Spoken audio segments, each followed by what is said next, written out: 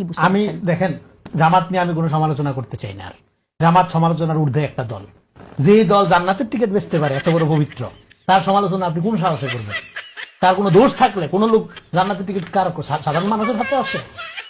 কোন নর্মাল লোকের হাতে আসে? এই দুঃসাহস আমাকে দিয়ে আপনি করাবেন না, দয়া করে। অন্য আলাপ করেন, রাজনীতি নিয়ে আলাপ করেন, পলিটিক্স নিয়ে আলাপ করেন। না, যারা আপনার শুনেন, আমি আপনাকে বলি, ফরিদের আলাপে উঠে আসছে এই যে পপুলিজমের উপর বেশ করে আগাচ্ছে। সে সকালে সরিয়া, বিকালে গণতন্ত্র, দুপুরে আরেকটা, তো যখন যেটা মন চায় বলতেছে। জামাত ইসলামকে বাংলাদেশের মানুষ যে এখনো মেইনস্ট্রিম দল মনে করে না। কেন মনে করে না? রিলাই করা যায় না। সে জুলাই সনদের আইনি ভিত্তি না হলে সাইন করবে না, এই কথা রাত পর্যন্ত, রাত 12টা পর্যন্ত মিটিং এ বলে না এনসিপির সাথে। সকালে বৃষ্টির মধ্যে সাথীদের হাজির হয় নাই সে।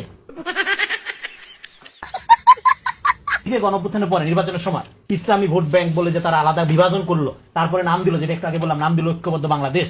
এই কন্ট্রাডিকশনটা তো প্রত্যেকটা পদে পদে। আপনি কয়টার কথা জিজ্ঞেস করবেন আমাকে?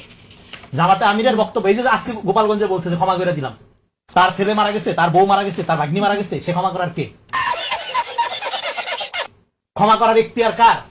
Forgiveness, forgive, only the আনফরগিভেবল।